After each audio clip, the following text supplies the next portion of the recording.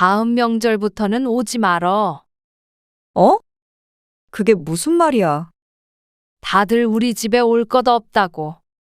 왜? 그럼 어디로 가? 정 모이고 싶으면 너희들끼리 알아서 만나던가 해. 그럼 엄마는? 나는 그냥 혼자 집에서 쉴 거야. 갑자기 왜? 몸이 안 좋다고 말했잖아. 이제 명절에 이렇게 힘들게 보내고 싶지가 않다. 조용히 좀 쉬고 싶어.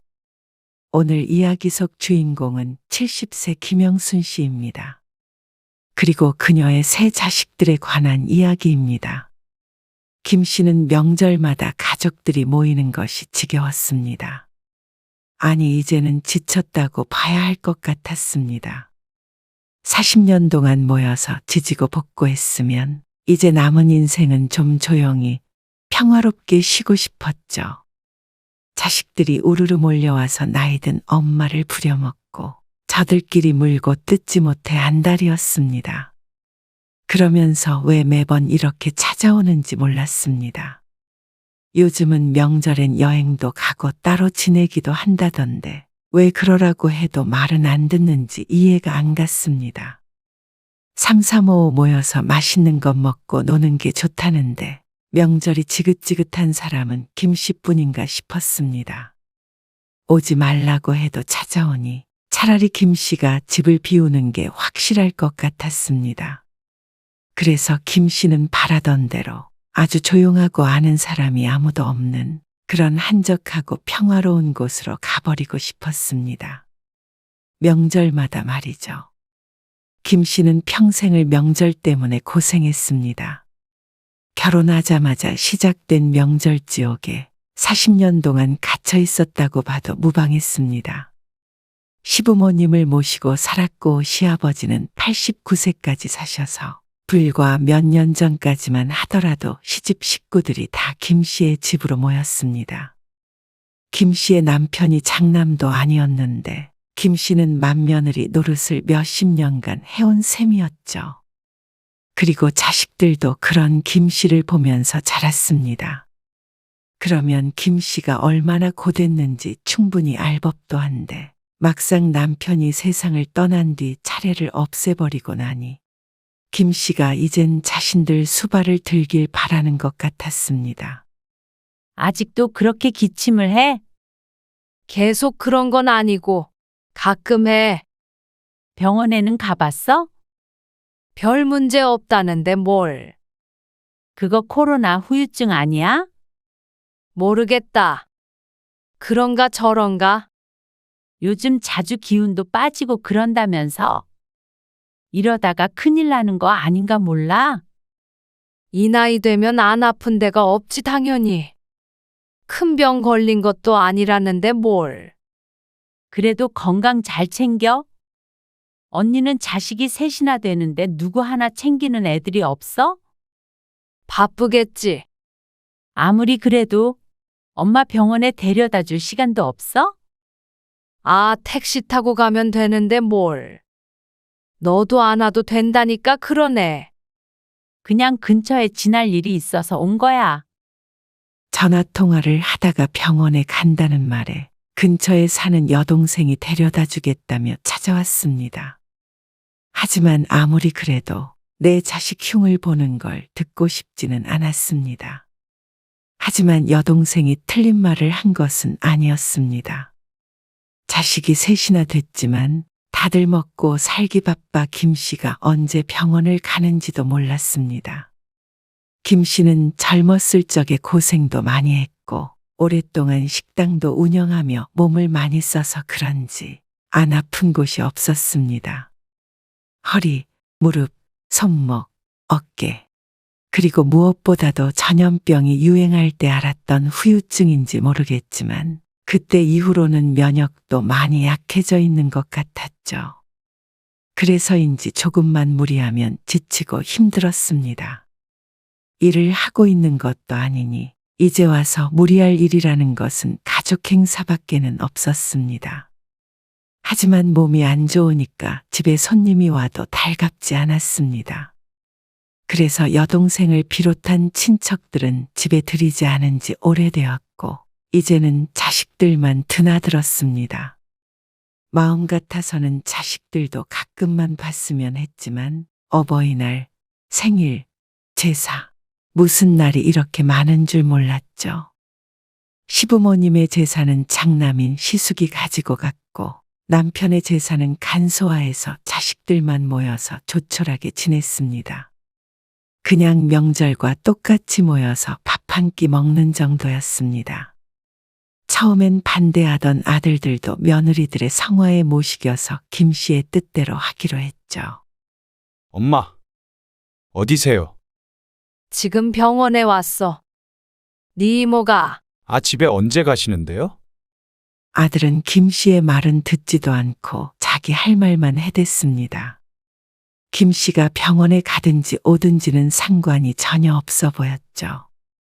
글쎄, 1시간쯤 있다가 가겠지. 왜? 그러자 한껏 짜증을 내면서 불만을 토로했습니다. 진짜 스트레스 받아서 미칠 것 같아요. 왜 그러는데? 애들 좀 맡길게요. 또 그런가 싶었습니다. 또 싸웠어? 싸운 게 아니라 뭐가 마음에 안 찬다고 또 쪼르르 처가에 가버리잖아요. 갈 거면 애들도 데리고 가던가 해야지. 주말에 출장 간다고 분명히 얘기했는데 그래서 주말에 맡긴다고. 지금 제가 애들 데리고 엄마 집으로 갈게요. 그리고 일요일 저녁에 데리러 갈게요.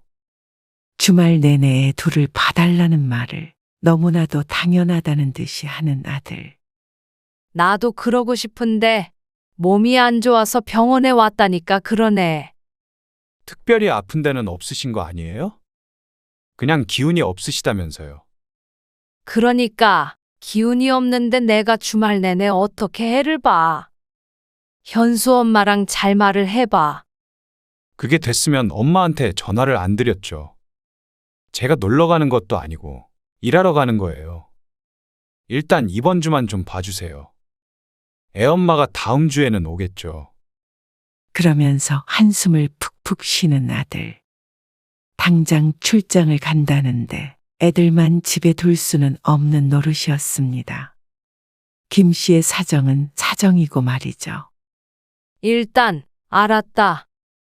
금방 못 들어갈지 모르니까 지금 바로 오진 말고 조금 있다가 와. 알겠어요. 그런데 진료를 받고 약을 받는 중에 아들에게서 계속해서 전화가 왔습니다. 언제 오세요? 지금 집에 들어와 있는데. 뭐? 조금 나중에 오라고 했잖아.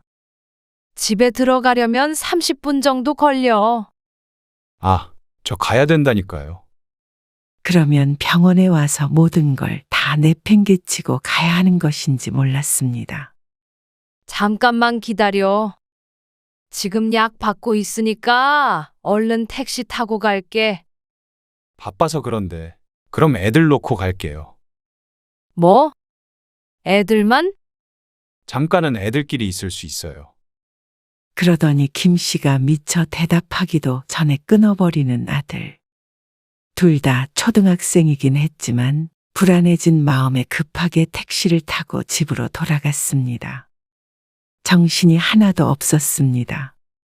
몸이 아파서 병원에 갔는데 거의 뛰어다니다시피 해야 했죠. 그렇게 돌아와서 애들을 봐주고 있는데 갑자기 비밀번호를 치는 소리가 들렸습니다. 웬일로 왔어? 안으로 들어오는 딸을 보며 김 씨가 묻자 딸이 혀를 차며 말했습니다. 오빠가 또 애들 던져놓고 갔어? 또 새언니랑 싸웠대지? 참 어지간하다 둘 다. 그러는 넌 왜 말도 없이 온 거야? 손주들 뒤치다꺼리 하느라 빠졌던 기력이 딸을 보자 더 떨어지는 것 같은 기분이 들었습니다. 반찬 좀 싸가려고 왔지. 요즘 몸살 와서 병원 다니고 하느라 새로 반찬 하지도 못했어. 장도 못 받고 병원엔 왜? 몸살 온 것 같다니까. 정말? 왜 자꾸 그래? 더 큰 병원 가봐야 하는 거 아니야? 그나마 딸이라고 아들보다는 더 김 씨의 건강을 챙기는 것도 같았습니다. 그런데 결국은 딸도 자기 입속을 챙기려고 온 것이었습니다. 그럼 내가 지금 장 봐올 테니까 좀 만들어줘. 반찬? 지금 반찬하게 생겼니? 애들 잘만 노는데 뭘. 이제 좀 그냥 사 먹어. 에이, 나도 우리 동네 반찬 가게 가봤는데 뭐가 그렇게 비싸? 엄청 조금 담겨 있는데 막 5,000원씩 팔아버리던데? 고기 조금 들어있으면 10,000원짜리도 있고. 아니면 네가 장 봐서 직접 해서 먹든지. 내가 한 건 애 아빠가 잘 안 먹으니까 그렇지. 엄마가 한 게 맛있어. 그리고 얘네 주말 동안 있으려면 뭐 먹을 거라도 있어야 하는 거 아니야? 딸이 조카들을 가리키며 말했습니다. 김 씨도 한숨을 쉬면서 마음대로 하라고 했죠. 그럼 엄마 카드 가지고 갔다 올게. 그러더니 소파 위에 놓인 김 씨의 휴대폰을 집어들었습니다. 안에 있던 신용카드를 쏙 뽑아서 얼른 나가는 딸을 보고는 골이 울리는 것 같았습니다. 나이가 몇인데 아직도 저러는지 몰랐죠. 둘째 아들이라고 다른 것도 아니었습니다. 자식이 셋이지만 자식들에게 있어서 김 씨란 존재는 무엇인가 싶었습니다. 그리고 몸이 좋지 않으니 점점 더 그런 생각을 많이 하게 됐습니다. 그러다 보니 이게 몸이 아픈 게 아니라 어쩌면 심리적인 문제일 수도 있다는 생각까지 들었습니다. 그래서 김 씨는 그런 자식들이 모두 모이는 명절이 싫었습니다. 명절이 좋았던 적도 없었지만 따로 두어도 김 씨를 힘들게 하는 자식들이 한데 모이면 귀를 틀어막고 싶은 적이 한두 번이 아니었습니다. 명절 전날 일찍부터 온 아들 둘과 그에 딸린 가족들까지 집이 무척 북적해졌습니다. 가까이 사는 아들들은 김 씨가 몸이 아파 끼니마다 챙겨주기 힘드니 천천히 오라고 해도 집에서 할 일도 없다며 일찍 집을 나섰습니다. 왜 이렇게 빨리 왔어? 그러게요. 어머님 힘들다고 제가 말해도 안 들어요. 뭐가 힘들어? 자식 얼굴 많이 보면 엄마도 더 좋지. 며느리는 생각이 다른 것 같았지만 아들들이 알 리가 없었습니다. 밥은요? 점심도 안 먹었는데. 또 오자마자 밥 타령을 하는 아들의 말에 짧게 숨을 내뱉고는 일어났습니다. 그리고 아들 며느리와 손주들은 거실에 있었죠. 당신이 가서 좀 도와드려.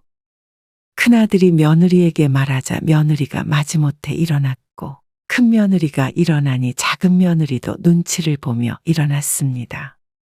됐다. 앉아 있어라. 그러니까 며느리들이 냉큼 앉았는데 아들의 옆구리를 사정없이 찔렀습니다. 명절마다 있는 일이었습니다. 결국엔 서로 네가 하네 내가 하네 하다가 티격태격하는 꼴을 보기 싫어서 그냥 김 씨가 나서게 되는 시기였습니다. 점심을 먹고 치운 지 얼마 되지도 않았는데 조금 지나면 또 저녁 때였습니다. 근데 아무리 차례를 안 지내도 수육 같은 건 있어야 하는 거 아닌가? 그러니까 영 명절 같지가 않네. 전도 없고. 무슨 전이야? 혹시나 자신들에게 전 부치는 걸 시킬까 싶어서 며느리는 기겁을 했습니다. 하지만 아들들은 반찬 투정을 멈추지 않았습니다. 잡채라도 하시지. 그래도 갈비찜도 하고 평소 먹는 것보다 신경을 썼는데도 불구하고 먹을 게 없다는 말에 기분이 상했습니다. 몸이 안 좋다는 말은 그새 잊은 것 같았죠. 엄마, 밥 좀 더 주세요. 입맛이 없어서 저녁밥을 먹지 않고 있는데 어찌나 불러대던지 머리가 아플 지경이었습니다. 다들 거실에 상을 펴서 먹고 있고 김 씨는 소파에 앉아 있었습니다. 필요한 거 있으면 너희가 좀 해. 어쩜 이렇게 자식들이 손 하나 까딱 안 하는지 몰랐습니다. 소파에 있던 김 씨는 방으로 들어가서 누웠습니다. 두 끼를 차리니 벌써부터 지쳤습니다. 내일 아침까지 아들들이 있을 것이고 점심이 되면 또 딸이 올 예정이었습니다. 그리고 딸은 하루 더 자고 가니 3일 동안 자식들 수발들 생각에 눈앞이 깜깜해졌습니다. 몇 년 전까지만 하더라도 아무리 힘들어도 명절 며칠은 지낼만 했지만 기력이 떨어지니 자식이 와서 머물다 가는 것도 지쳤죠. 한참 방에 있다가 나오니 거실에 펼쳐져 있는 상은 그대로였습니다. 이제는 술판이 벌어진 듯 했는데 배부른지 손도 안 대고 있는 음식들은 누구 하나 치울 생각이 없어 보였습니다. 그리고 쨍그랑하며 그릇이 바닥을 떨어졌습니다. 상원아, 움직이지 마.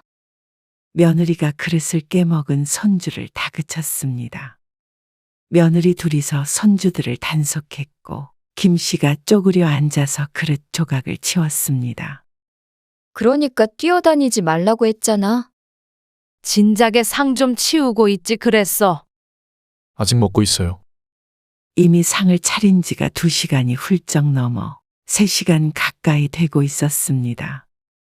상 한켠에서 맥주만 마시고 있는데 치우고 먹을 생각은 않고 푹 퍼져 있었습니다. 김 씨가 그릇 조각을 치운 뒤 혼자서 상을 후딱 치웠습니다. 이대로 있다가는 그릇이 전부 깨질 때까지 그대로일 것 같았습니다. 설거지는 너희가 해라. 여보, 나 애들 씻겨야 하니까 당신이 설거지 좀 해. 작은 며느리가 말하자 아들이 마지못해 자리에서 일어났습니다. 그리고 30분쯤 있다가 부엌에 들어가 봤는데 참 가관이었습니다. 얼마나 설거지를 대충 해서 엎어놨는지 눈으로 대충 보아도 기름이 번들번들했습니다. 내일 다시 밥을 차리려면 결국엔 꺼내서 김 씨가 다시 닦는 수밖에 없었습니다. 아들이 못한다고 며느리를 시켰다가는 무슨 원망을 들을지 몰랐습니다. 다음에는 밥은 나가서 좀 먹고 와라. 아니면 명절 당일 아침에 오던가. 명절에 문연 식당이 많지 않죠. 근데 왜 자꾸 늦게 오라 그러고 나가서 사 먹으라 그러고 그러시는 거예요? 저희 때문에 불편하세요? 아들이 무척 서운하다는 듯이 물었습니다. 불편한 게 아니라 힘들어서 그렇지. 밥만 차려주시면 알아서 있는데 뭐가 힘들어요. 그 밥 차리는 것이 얼마나 힘든지는 생각해 본 적도 없는 아들들이었습니다. 늘 하시던 거잖아요. 이제 와서 왜 이러냐는 식이었습니다. 하지만 김 씨는 늘 하던 거라 이제는 더 이상 하고 싶지 않았습니다. 자식들 이부자리까지 봐주고 다음날 아침에 떡국까지 차려주니 이제 좀 다들 갔으면 했습니다. 그래서 딸이 오기 전까지만이라도 좀 조용히 누워서 쉬고 싶었습니다. 그런데 딸이 생각보다 일찍 찾아왔습니다. 왜 이렇게 일찍 왔어? 몰라. 다들 싸우고 난리 나서 피신 왔어. 웬일로 이렇게 다 같이 모였네. 안 그래도 미어터지던 집이 딸 가족까지 오게 되자 정말 대가족 같은 느낌이었습니다. 좁은 집이 시장통이 되어버렸죠. 점심들 먹고 가. 다 같이. 에이, 아가씨. 저희도 친정에 가야죠. 아직 시간 한참 남았잖아요. 원래 명절에 이렇게는 같이 만날 수가 없는 사이인 거 아시잖아요. 그럼 12시까지만 있다가 가요. 얘기 좀 하다 가게. 오랜만에 다 같이 모였는데. 며느리와 딸도 겉으론 웃고 있지만 서로 뜻이 맞지는 않았습니다. 얼른 가라 그래. 친정에 가야 할 거 아니야. 괜찮아요. 좀 앉아 있다가 갈게요. 거봐. 한두 시간만 있다가 가라는 건데 뭘. 과일 같은 거 없어? 냉장고 열어봐. 그리고 김 씨는 허리가 끊어질 듯 아파서 안방에 잠시 누워 있었습니다. 아들들과는 어제 오늘 쭉 같이 있었고 이제 내일까지는 딸이랑 같이 있을 테니 굳이 거실에 끼어 앉아서 심부름을 하고 싶지는 않았습니다. 자식들은 알아서 둘러앉아서 이런저런 이야기를 나누고 있었습니다. 그러다가 20분쯤 지났을까. 설핏 잠에 든 것 같은데 거실에서 큰 소리가 났습니다. 그러니까 그게 잘못됐다는 거 아냐? 야, 네가 정치에 대해서 뭘 아냐? 그러는 형은 뭘 알아? 세상 돌아가는 걸 모르고 이상한 사상을 가지고 있네. 야야, 말을 말자. 무조건 퍼주기만 하면 되는 줄 아는 놈이랑 무슨 얘기를 하냐? 유튜브 보면 작은 오빠 말이 맞는 것 같은데? 얘는 또 이상한 거 보고 왔네. 뭐? 이상한 거? 뭐 자기 말만 다 맞는 줄 아나? 전에는 안 그러더니 요즘엔 이렇게 정치 얘기를 많이 나누는 듯 했습니다. 서로 누가 맞다 틀리다 하며 언성을 높이는데 조금 있으면 멱살이라도 잡을 기세였습니다. 아이고, 그만들 해. 김 씨가 더는 쉬지 못하고 거실로 나갔습니다. 정말 엉덩이를 들썩들썩하며 목에 핏대를 세우던 아들들이 그제서야 멈췄습니다. 아니, 이 자식이 헛소리를 하니까요. 뭐? 이 자식? 또 적어봐라. 눈 부라리는 거. 버릇없는 놈이. 그만들 하라니까? 그 옆에서 며느리들은 혀를 차면서 고개만 절레절레 젓고 있었습니다. 이제 그만들 가. 잠깐만요. 10분만 있다가 갈게요. 이런 것을 보면 명절이라는 것이 참 이상한 것 같았습니다. 아무리 가족이라도 서로 다른 삶을 살아가는 사람들이 이렇게 가끔씩 모이면 불행한 일이 많았습니다. 그런데 다들 즐거운 척을 하고 있는 것 같기도 했습니다. 이런 생각을 하는 김 씨 스스로가 이상한 건지도 몰랐습니다. 하지만 김 씨로서는 이 시간이 행복하지 않았습니다. 김 씨는 일어난 김에 음식물 쓰레기나 버리려고 나갔습니다. 나갔다 오면 어느 정도 갈 준비를 마치지 않을까 싶었습니다. 2번은 왔다 갔다 해야 할 것 같기에 문은 잠그지 않고 열어두었죠. 그리고 몇 걸음 걷다가 작은 박스도 함께 버릴까 하고 뒤를 돌았습니다. 그런데 정치 얘기를 하던 자식들이 이제는 김 씨 얘기를 하고 있었습니다. 자신도 모르는 사이에 걸음을 멈춘 김 씨는 그 얘기를 가만히 서서 들었습니다. 엄마 저렇게 자꾸 아파서 어떡해? 엄마 어디 아파?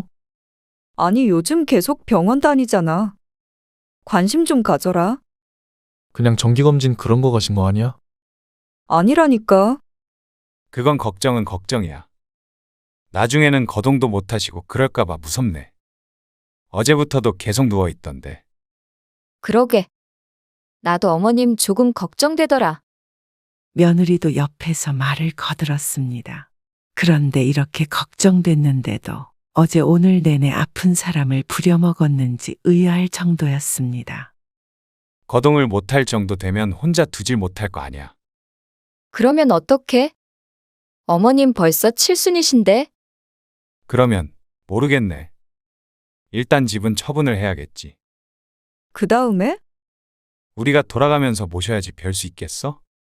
뭐? 우리가? 어떻게 돌아가면서 봐? 뭐 3개월씩 이렇게 돌아가면서 모시면 되지 않어? 그게 말이 돼. 그러면 한 사람이 모셔? 장남이 모셔야지 뭐. 어머, 그러는 게 어디 있어요? 그래. 요즘 세상에 장남이고 차남이고 어딨어? 오히려 딸이 더 좋지 않나? 뭐? 난 안 돼. 아, 됐어. 거동도 못할 정도면 솔직히 24시간 동안 어떻게 옆에 누가 붙어 있겠어. 차라리 요양원에 모셔야지. 병원에 갈 때는 신경 쓰지도 않았던 자식들이 아직 일어나지도 않은 일을 걱정하고 있었습니다. 그런 일을 안 만들려면 지금의 건강에 신경을 써야 하는데 그게 아니라 혹시라도 자신들에게 귀찮은 일이 생길까봐 그런 듯 했습니다. 김 씨가 집 안으로 들어가자 모두 말을 멈추고 쥐죽은 듯 조용해졌습니다. 아, 우리는 이만 가봐야겠다. 잠시 뒤 아들네가 다급히 일어나 짐을 쌌습니다. 그렇게 가라고 할 때는 듣지 않더니 말이죠. 김 씨는 요양원 이야기는 꺼내지 않았습니다. 생기지 않을 미래이니 의미 없는 이야기일 뿐이었습니다.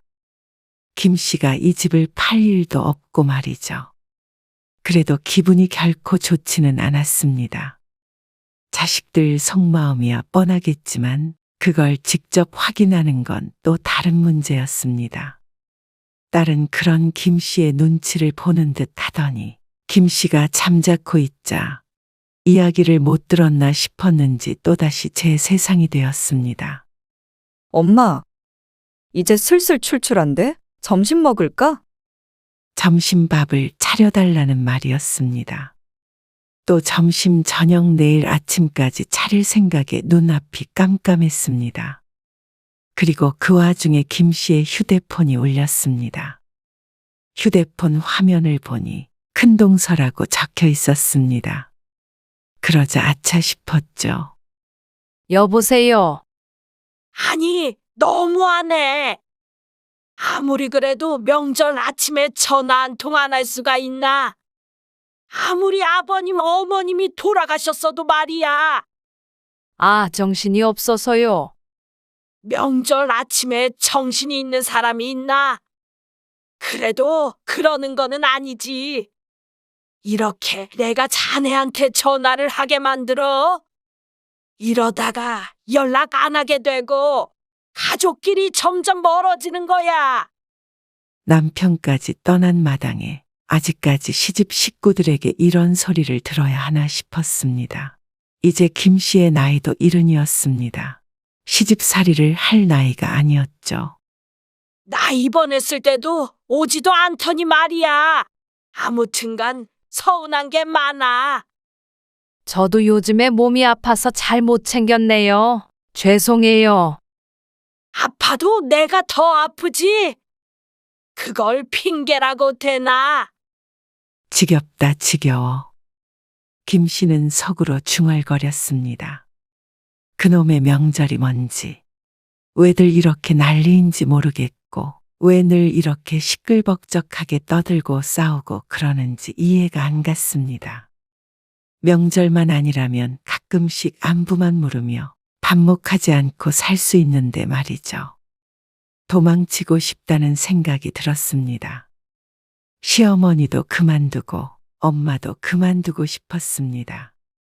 그리고 망령처럼 쫓아다니는 이놈의 시집 식구들도 이제는 끊어내버리고 싶었죠. 다음 날 아침 딸이 집을 나서기 전에 김 씨가 말했습니다. 다음 명절부터는 오지 말어. 어? 그게 무슨 말이야?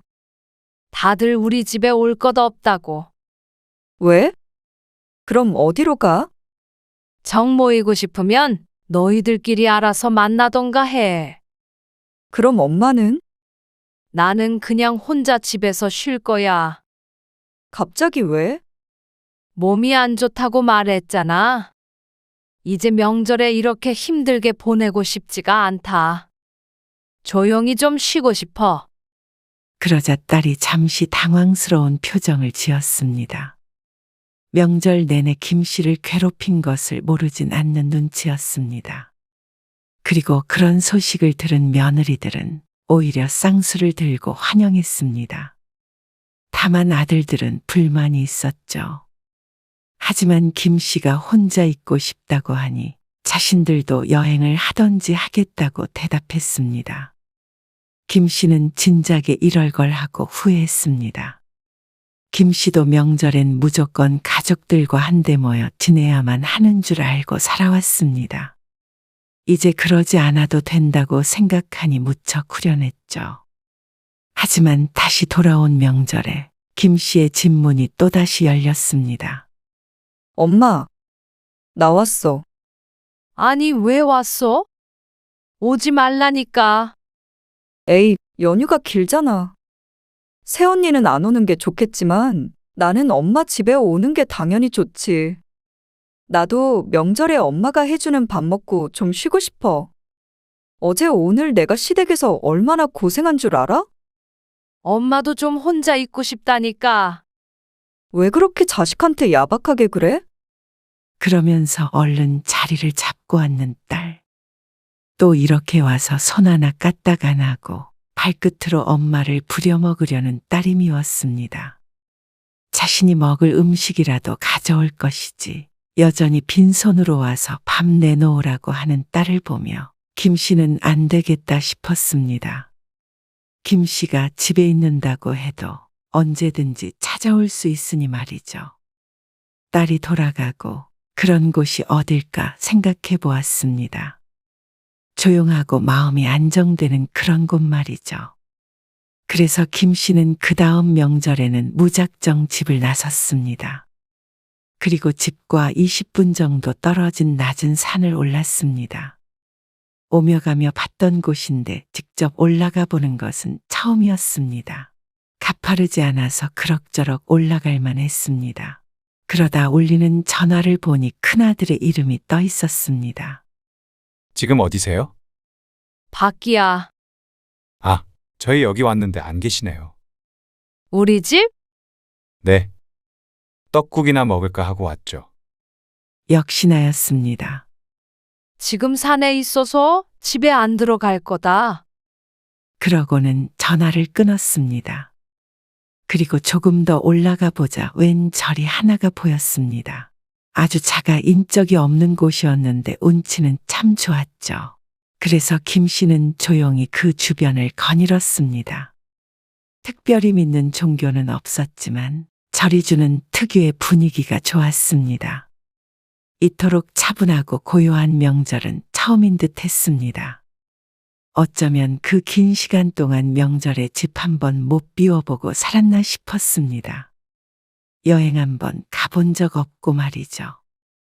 가슴이 뻥 뚫리니 내내 없던 기력도 돌아오는 기분이 들었습니다. 늘 지치고 힘든 몸을 끌고 다녔었는데 지금은 어쩐지 활기가 있었습니다. 김 씨는 그 뒤로는 생각을 고쳐먹었습니다. 자식들이 그렇게 할 수 있었던 것은 모두 김 씨가 받아주기 때문이었습니다. 일단 집 비밀부터 바꾸고 원치 않을 때는 아무리 자식이라도 집에 들이지 않았습니다. 특히 손주는 돌봐주지 않았죠. 처음엔 당황하던 자식들도 김 씨가 받아주질 않으니 억지로 들이닥치지 못했습니다. 애를 맡기러 데리고 와도 문전박대를 당해버리니 여러 번 같은 일을 반복하지는 않았죠. 그러니 평화가 찾아왔습니다. 이제 명절마다 집을 비우고 절에 올라가서가 아니라 김 씨가 단호하게 자식들을 끊어내니 마음에 병이 들지 않았고 손주 봐준다고 밥 차려준다고 고생하지 않으니 몸도 덜 아팠습니다. 진작에 이랬다면 참 좋았겠지만 늦었다고 생각할 때가 가장 빠르다는 말이 있었죠. 그러니 앞으로 김 씨는 자신만 생각하며 살기로 했습니다. 건강 잘 챙겨서 나중에 자식들에게 아쉬운 소리 하지 않도록 하고 자식을 위해 더 이상 희생하지 않기로 결심했죠. 그러니 오히려 자식들과도 불화가 없었습니다. 자식들도 한데 모이는 일이 없으니 싸울 일도 없었습니다. 이래서 요즘엔 다들 명절에 여행들을 가는가 보다 하고 김 씨는 오늘도 산에 올랐습니다.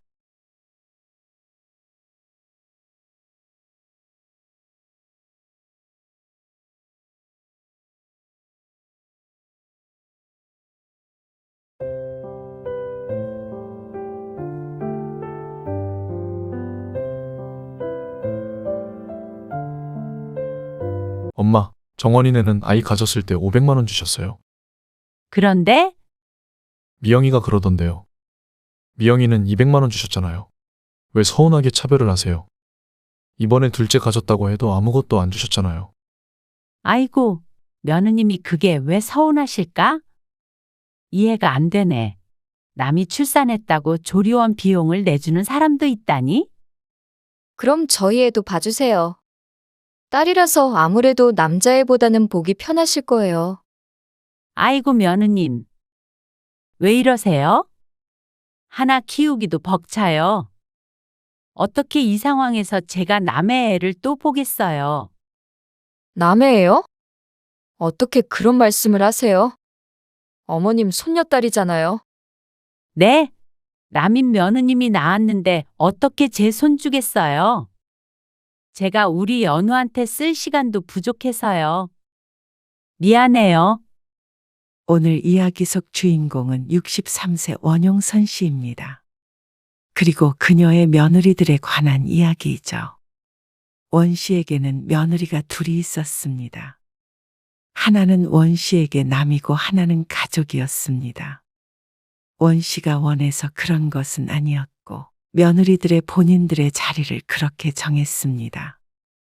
그래서 원 씨는 며느리들이 원하는 대로 똑같이 대해주었을 뿐이었습니다. 며느리는 남이라고 못 받고 시집의 발길을 끄는 큰 며느리는 소원대로 남처럼 대했고 가족이라며 살갑게 구는 작은 며느리는 정말 딸처럼 대했죠. 시간이 흘러 시집을 무시하며 벽을 세우던 큰 며느리는 벼랑간 며느리의 권리를 주장했습니다. 그리고는 작은 며느리를 질투했습니다. 스스로 원해서 전화도 않고 찾아오지도 않더니 이제 와서 왜 차별을 하느냐며 찾아왔길래 딸이 배꼽을 쥐고 웃을 정도로 유쾌하게 복수를 해준 원 씨. 큰 며느리는 뒤늦게 땅을 치고 후회했겠지만 이미 때는 늦었습니다. 원 씨 부부는 아들 둘과 딸이 하나가 있습니다. 그리고 그 중에서 아들들은 결혼을 했죠. 큰아들은 6년 전에, 작은아들은 4년 전에 식을 올렸습니다. 먼저 큰아들을 결혼시킬 당시에는 몰랐지만 처음으로 생긴 며느리의 설레었던 것도 잠시였습니다. 결혼하고 얼마 안 되어 느꼈습니다. 큰 며느리와는 잘 지낼 수 없겠구나라고 말이죠. 엄마, 큰오빠네 한번 놀러 가보고 싶지 않아? 시원이 집에? 응. 집들이도 안 했잖아. 아들이 결혼한 지 3개월쯤 되었을 때 원 씨의 딸이 말했습니다. 아들이 집들이를 하겠다고 하고는 미룬 지 꽤 된 셈이었죠. 그런데 아직 초대가 없어서 기다리고 있던 참이었습니다. 아직 준비가 안 된 거 아닐까? 무슨 준비? 음식 같은 건 뭐 우리가 사가지. 새언니 힘들지 않게. 그럴까? 그럼 네가 시원이한테 한번 물어봐. 알겠어. 그런데 이틀 뒤에 딸은 뜻밖의 말을 했습니다. 엄마, 방금 오빠한테 전화 왔거든. 근데 오빠 집에는 못 갈 것 같아. 왜? 무슨 일 있대? 무슨 일이 있긴 있지? 심각한 표정으로 말하는 딸 때문에 걱정이 앞섰습니다. 그저께 내가 집들이 안 하냐고 놀러 한번 가겠다고 오빠한테 물어봤거든. 근데 새언니랑 상의해본다고 하더니 아까 전화 와서 부부싸움 맺대잖아. 뭐? 왜? 몰라. 시집 식구들을 왜 부르냐고 난리쳤나 봐. 자세히는 말 안 하는데 오빠 목소리가 너무 안 좋던데. 그럼 우리 때문에 싸웠다는 말이야? 그런가 봐. 어쩐지 집들이를 한다더니 깜깜무소식인 이유가 있었던 모양이었습니다. 아니, 한 번 좀 가면 안 되나? 걱정이 되는 한편 조금 서운하기도 했습니다. 여러 번 갔던 것도 아니고 무작정 쳐들어간 것도 아닌데 원 씨가 무슨 잘못을 했다고 부부싸움까지 했는지 의아했습니다. 며느리와는 결혼식 이후로는 얼굴을 본 적도 없었고 통화조차 한 적이 없었습니다. 황당하긴 했지만 부부싸움까지 시켜가면서 굳이 찾아가고 싶은 마음은 결코 없었습니다. 그저 아들네가 어떤 곳에 사는지 궁금한 것이지 가서 며느리에게 시어머니 대접을 받고 싶은 게 아니었습니다. 그래서 딸에게서 이야기를 전해 듣고도 아들이나 며느리에게 별말 하지 않았습니다. 그저 앞으로 아들네 집에 갈 수 있는 날은 없겠구나 생각했죠. 하지만 수긍했다고 기분이 유쾌한 것은 결코 아니었습니다. 며느리가 멀리하는 만큼 원 씨도 며느리를 멀리하게 됐습니다. 집들이 일뿐만이 아니었습니다. 며느리는 자신의 집에 원씨 가족이 방문하는 것도 원하지 않았지만 며느리 본인이 시집 행사에 참석하는 것도 좋아하지 않았습니다. 이번 아빠 생신에 올 거니? 가죠. 근데 저 혼자 가야 할 것 같아요. 왜? 미영이는 바빠? 그건 아니고요. 그러면서 우물쭈물하는 큰아들의 목소리를 듣고는 며느리가 오기 싫어한다는 사실을 직감했습니다. 그래. 그러면 너 혼자 와. 며느리에게서는 당일에 메시지 한 통이 왔을 뿐이었습니다. 가족 행사가 있어도 며느리는 코빼기도 비추지 않았습니다. 무슨 억하심정이 있는 것인지 아니면 그냥 시집 자체가 싫은 것인지는 몰랐습니다.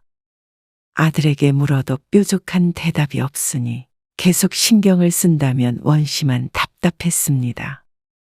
그러자 원씨 가족도 가족이 모일 때는 애초에 며느리가 온다는 기대조차 하지 않게 되었죠. 하지만 참 모순적이게도 큰 며느리는 자신이 필요할 때는 시어머니 넌씨를 찾았습니다. 물론 본인이 직접 연락을 하는 것은 아니었고 대부분 큰아들을 통해서였죠. 미영이 아이 가졌대요. 정말? 축하해. 첫 손주 소식에 원씨도 들뜨는 기분이었습니다. 며느리는 며느리였고 손주는 손주였기 때문에 진심을 다해 축하를 했습니다. 근데 지금 산후조리원도 다 예약을 미리 해야 된대요. 그래? 벌써? 그렇다더라고요. 그래. 잘 알아보고 예약해. 너희들이 잘 알겠지? 네. 근데 그게 다들 산후조리원 비용은 시가에서 내준다고 그러던데. 뭐? 아들의 뜬금없는 말에 원씨가 되묻자 아들이 며느리 친구들 이야기를 들먹거렸습니다. 그게 요즘 문화라면서 말이죠. 미영이가 그래? 네. 시집이라면 질색을 하면서 산후조리원 비용을 내달라는 걸 보면 원씨를 호구로 안아하는 생각이 들었습니다. 그렇지 않고서야 어쩜 이런 말을 이렇게 당당하게 하는지 몰랐습니다. 시아버지 생일은 챙기기 싫고 받을 건 받고 싶고 사람 심보가 어쩜 이렇게 고약한지 인상이 찌푸려졌죠. 일단은 전화를 끊었는데 그 얘기를 들은 딸이 말했습니다. 그러다가 평생 연이라도 끊겠다고 하면 어떡해. 지금이랑 뭐가 달라? 그래도 임신했을 때 서운한 거 평생 간다잖아. 그리고 곧 조카도 태어나는데 새언니 성격에 안 보여준다고 할지도 모르고. 딸도 새언니라면 학을 떼는데도 원씨에게 그 정도는 해주는 게 좋을 것 같다고 했습니다. 남편도 그렇게 말했습니다. 아무래도 첫손주이니 애틋한 감정도 있었던 것 같습니다. 그래서 원씨는 아들이 말한 200만 원을 송금해 주었습니다. 원씨도 딸이 있는 입장에서 생각해보면 임신했을 때 서럽게 하는 것은 평소 가진 감정과는 별개의 문제가 아닐까 싶었기 때문이었습니다. 그러니 며느리에게서 고맙다는 전화가 왔습니다. 하지만 그렇다고 며느리가 바뀐 것은 결코 아니었습니다. 시원아, 미영이 맛있는 것 좀 사주고 싶은데 한번 보자. 어느 날 남편이 큰아들에게 전화를 걸어 말했습니다. 남편이 전화통화를 하는 걸 옆에서 들으면서도 큰며느리가 나올 리가 없다고는 생각했습니다. 그리고 원씨의 생각은 틀리지 않았죠. 남편이 전화를 끊고 몇 시간 있지 않아 며느리에게서 메시지가 왔습니다. 남편이 아닌 원씨에게 보낸 것이었죠. 그런데 며느리에게서 받은 메시지 내용이 참 충격적이었습니다. 며느리는 남이에요. 그러니까 제발 좀 냅두세요. 부르지 말고 오지도 마세요. 서로 예의를 지켜주세요. 전체적인 내용은 이랬습니다. 며느리는 남이니 서로 예의를 지켜 거리를 두자는 것이었습니다. 기가 차서 말도 안 나왔습니다. 그리고 그걸 남편도 보더니 한동안 말이 없었습니다. 남편 또한 이만저만 실망한 것이 아닌 듯 했습니다. 하지만 원 씨도 속으로 생각했습니다. 그래, 그렇게 원하면 진짜 남처럼 살아보자. 그래서 며느리에게 일절 토를 달지 않고 알겠다 하고만 답장을 보냈습니다. 물론 그렇다고 마음까지 편한 것은 아니었습니다. 뒤를 돌며 두고 보자 하고 생각했습니다. 그 다음부터 며느리는 살판이 났습니다. 전화 한 통, 문자 한 통이 없었습니다. 그게 무슨 날이든지 간에 말이죠. 진짜 남이나 마찬가지였습니다. 무슨 일이 있어도 아들을 통해서 들었습니다. 그리고 그맘때 둘째 아들도 결혼을 했습니다. 그런데 큰 며느리만 봤던 원 씨는 작은 며느리가 무척 낯설었습니다. 아주 좋은 쪽으로 말이죠. 어쩜 그렇게 살갑고 착한지, 어쩔 땐 원 씨의 딸보다도 더 살뜰하게 원 씨 가족을 챙겼습니다. 너는 혼자 올 거지? 작은 며느리가 생기고 얼마 안 돼서 명절이었습니다. 원 씨는 큰아들에게 전화해서 물었습니다. 그러자 큰아들이 민망하다는 듯이 대답했습니다. 아, 네. 아무래도 미영이가 몸이 점점 무거워지니까요. 힘든가 봐요. 몸이 무척 가벼울 때도 시집에 오는 발걸음은 늘 무거웠던 큰며느리였습니다. 아들이 며느리 감싸느라 참 고생이 많다 싶었습니다. 원 씨도 굳이 임신한 며느리를 억지로 오라가라 하고 싶지 않았습니다. 작은 며느리 들어오고 처음 맞는 명절인데도 오기 싫다는 큰 며느리였습니다. 그래서 원 씨도 아들에게 말했죠. 아이고, 그래. 남인데 명절에 우리 집에 왜 오겠어? 며느님 뜻대로 하시라 그래. 네? 며느님이요? 그래. 명절에 공사 다 망하실 텐데 남까지 챙기실 틈이 어디 있으시겠어? 엄마, 왜 그러세요? 왜 그러긴? 남이니까 예의를 갖추자고 하시더라. 그럼 그런 줄 알고 끊는다. 당황한 아들이 어버버 하는 사이에 전화를 끊었습니다. 며느리가 남끼리 예의를 차리라고 하길래 원 씨도 그렇게 해줄 생각이었죠. 그리고 정말로 명절 당일에 아들 혼자 왔어도 한마디 말도 하지 않았습니다. 남편도 딸도 누구도 큰 며느리가 왜 안 오는지 묻지 않았습니다. 어머님, 여기에 소금 치면 될까요? 아니야, 내가 할게. 아니에요. 간만 하면 되는 거 아니에요? 맞아. 제가 할게요. 하지만 작은 며느리는 여러모로 비교가 많이 됐습니다. 처음에는 원 씨도 큰 며느리 때를 생각해서 조금 거리를 뒀었는데 오히려 작은 며느리가 더 다가왔죠. 어머님, 저희 친정부모님이 멀리 계시니까 딸이라고 생각하고 대해주세요. 이런 며느리를 싫어할 시어머니가 세상에 존재할지 의문이었습니다. 그래. 외로우면 언제든지 놀러와. 네? 정말로 올 거예요. 그래. 아, 너희 맞벌이 하면 밥하고 그런 것도 힘들지. 이따가 갈 때 반찬 같은 것 좀 싸줄까? 그럼 너무 좋죠. 어머님 해주신 음식 진짜 맛있어요. 감사해요. 그리고 먹고 싶은 거 있으면 전화해. 작은 며느리는 어쩜 이런 며느리가 있나 싶을 정도로 원 씨 부부에게 잘했습니다. 명절에 와서도 얼마나 바지런히 움직이는지 아무리 말려도 뭐든지 먼저 나서서 다 하려고 했습니다. 아이고, 됐다니까? 애들 시키면 돼. 너는 가만히 앉아 있어. 그래. 일손이 이렇게 많은데. 그리고 평소엔 일하느라 힘들 텐데 명절에라도 푹 쉬어야지. 다 같이 하면 되죠. 아이고, 새언니 때문에 나도 뭐라도 해야겠다. 작은 며느리가 들어온 뒤로는 집안 분위기가 훨씬 부드러워졌습니다. 그리고 웃음이 끊이질 않았습니다. 그리고 그 와중에 혼자 말없이 앉아있는 큰아들은 표정이 좋지 않았습니다. 어쩌면 당연한 일이었습니다.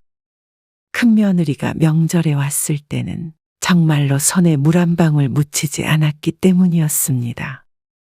화장실에 갔다 왔을 때를 제외하고는 말이죠. 다음엔 어머님 혼자 다 준비하지 마세요. 제가 좀 더 일찍 올 테니까 같이 해요. 자식들이 오기 전에 미리 대부분 음식을 준비해 놨는데 그래도 돕겠다는 그 마음이 고마웠습니다. 그러니까 원 씨도 작은 며느리를 한 번 더 챙기게 됐습니다. 그러면 며느리는 더 원 씨에게 살가워지니 시간이 가면 갈수록 가까운 가족이 되었죠. 엄마 딸이 내가 아니라 꼭 새언니 같네. 그냥 딸 삼아? 그렇게 된다면 그러고 싶다, 얘? 하도 사이가 좋으니까 질투도 안 나네. 딸이 웃으며 투덜거릴 정도였습니다. 그리고 큰며느리는 순산을 했습니다. 축하의 전화를 걸었지만 아들이 대신 받았습니다. 며느님 몸은 좀 어떠셔? 괜찮아요. 그럼 다행이네. 축하한다. 애 아빠 된 거? 감사해요. 애기 사진 보내드릴게요. 그래. 궁금하다. 하지만 원 씨는 한동안 아이를 사진으로만 봐야 했습니다. 산후조리원에서 돌아온 지 3개월 가까이 되었을 때 남편이 아들에게 한번 아기를 보러 가도 되냐고 물었지만 거절의 말이 돌아왔습니다. 그리고 또 얼마 뒤에도 물었지만 역시나 이번에도 초대받지 못했습니다. 해도 너무한 거 아니야? 나도 조카 좀 보고 싶은데. 딸도 처음 생긴 조카를 보고 싶어서 안달이 났습니다. 그래서 제 오빠에게 전화를 걸었죠. 당분간 외부인은 초대 안 하기로 했어. 외부인? 아, 그러니까 밖에서 오는 손님 말이야. 아무리 그래도 애 낳은 지가 언젠데. 애기는 면역이 약하잖아. 지난번에도 그 말했잖아. 왜? 새언니가 싫대? 그런 게 아니라 아니긴 뭐가 아니야. 아무리 그래도 너무한 거 아니야? 산후조리원 간다고 시어머니가 내줘야 한다고 할 때는 언제고 애 얼굴도 안 보여주는 사람이 어디 있어? 나중에 오라니까. 지금 장모님도 계시고. 근데 우리는 왜 오지 말래? 장모님은 애 봐주고 계셔서 그런 거지. 또 열불을 내려는 딸을 원 씨가 말렸습니다. 그리고 휴대폰을 가지고 와서 아들에게 말했습니다. 그래. 무슨 말인지 알겠어. 며느님 불편하실 텐데 우리가 뭐 하러 가겠니? 몸조리 잘하고 푹 쉬시라고 해. 그러고는 전화를 끊어버렸습니다. 첫째 며느리처럼 첫째 손주도 없는 셈 살아야 하는 건가 싶어서 마음은 무거웠습니다. 그때 초인종이 울리고 작은 아들 내외가 들어왔습니다. 이게 다 뭐야? 엄마 생일상 차려드린다고 송현이가 장봐왔어요. 아이고, 무슨 생일상이야? 다음 날이 원 씨의 생일이었는데 조촐하게 가족끼리 모이기로 되어 있었습니다. 그런데 작은 며느리가 웬 가득 찬 장바구니를 들고 왔죠. 그냥 사 먹으면 되는데. 에이, 시간이 남아서 사온 거예요. 일하느라 힘든 애가 무슨 이런 것까지 하려고 해? 그래도 처음 생신이시니까요. 다음에 평일이면 이렇게 못 해드릴지도 몰라요. 사람을 비교하면 안 되지만 또 사람인 이상 비교가 될 수밖에 없었습니다. 하나는 내 며느리이고 하나는 남이니 당연한 일이었습니다. 어머님, 이거 받으세요. 뭐야? 생신 선물이에요. 아이고, 며느리는 작은 상자를 가방에서 꺼냈습니다. 지난번에 검버선 생긴 것 같다고 우울해 하셨잖아요. 제가 그래서 엄청 검색해 봤거든요. 이게 그렇게 비싼 거는 아닌데요. 효과가 좋다고 하더라고요. 옆에서 작은 아들도 며느리가 며칠 동안 그것만 찾아봤다며 웃었습니다. 비싼 것이든 아닌 것이든 상관이 없었습니다. 작은 며느리는 늘 이랬습니다. 작은 것이라도 쇼핑을 하다가 어머님 생각이 나서 샀다면서 아기자기한 것들도 많이 들고 왔습니다. 정말 내 딸보다도 더 딸처럼 구니까 원 씨가 예뻐하지 않을 수가 없었습니다. 큰 걸 바라는 것이 아니라 이런 작은 마음이 참 좋았습니다. 큰아들이 손주를 데리고 몇 번 왔지만 정말 얼굴만 보여주고 금방 데려가 버렸습니다. 그러니 처음엔 반가웠던 감정도 식어버렸습니다. 내 아들의 애기니까 예뻐야 정상인데 또 큰 며느리가 그렇게 안 보여주고 싶어하는 아이라고 생각하니까 그렇게 애틋하게 느껴지지도 않았습니다. 사람 마음이란 게 참 이상했죠. 그러다 작은 며느리가 아이를 가졌습니다. 송연아, 주말에 시간 있니? 네. 있어요. 무슨 일이세요? 딸이라며? 예쁜 옷 사러 가야지. 그리고 이것저것 준비할 용품 많지 않아? 아, 쇼핑 가시게요? 그래. 필요한 것들 좀 사주고 싶어서 그렇지. 너무 좋아요. 토요일에 뵐까요? 그래. 며느리가 임신한 동안엔 원 씨도 그렇고 남편도 그렇고 딸까지도 작은 며느리에게 특별히 신경 썼습니다. 아기 용품은 모두 원 씨가 사주었고 몸에 좋다는 것도 많이 보내줬습니다. 큰 며느리에게도 그러길 원했던 적이 있었지만 그때 못했던 한이라도 풀듯이 작은 며느리는 거의 떠받들며 지냈습니다. 그동안에 역시 큰 며느리는 연락 한 통 없었고 아이 사진 하나 보내준 적 없었습니다. 가끔씩 아이를 데리고 오던 큰아들도 시큰둥한 원 씨 가족의 반응에 발걸음이 점점 뜸해졌죠. 그리고 둘째가 출산을 했을 때는 조리원 비용에 마음을 더해 500만 원을 선물로 보내줬습니다. 그리고도 그 외에 많은 지원을 아끼지 않았습니다. 어머님, 혹시 저 복직하면 연휴 좀 봐주실 수 있으세요? 며느리가 출산을 한 뒤 어느 날 원 씨에게 부탁했습니다. 아무래도 직장에 다니다 보니 도움의 손길이 필요했습니다.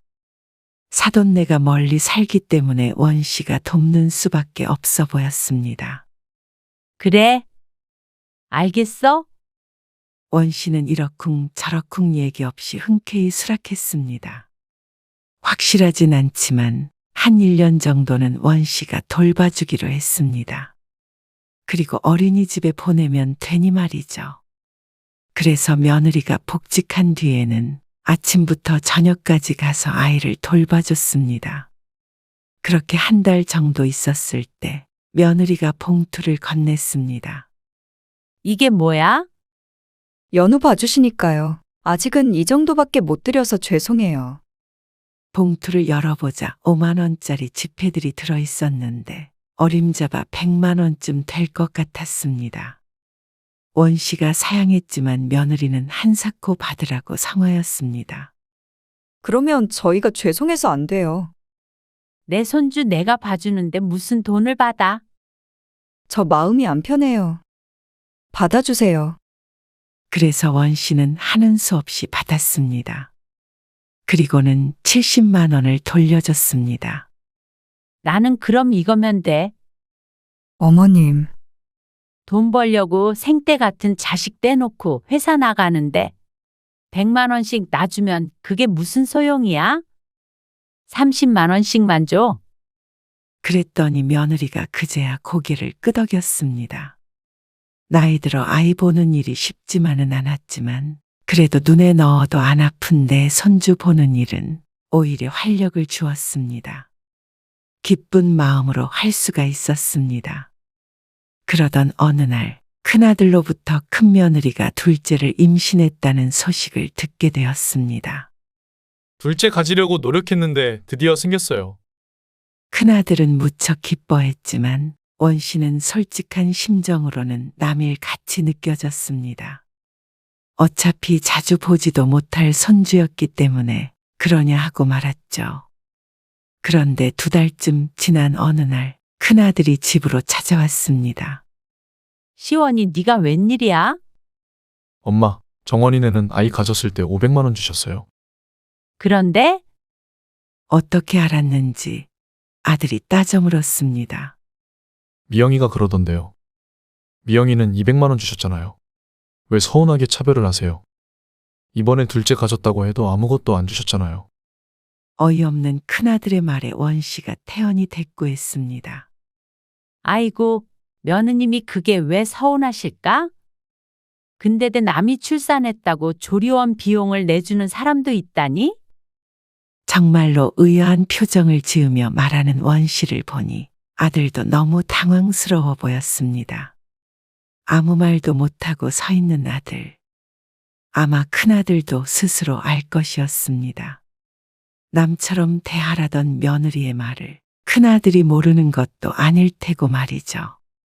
그러니까 아들도 더는 따지지 못하고 돌아갔습니다.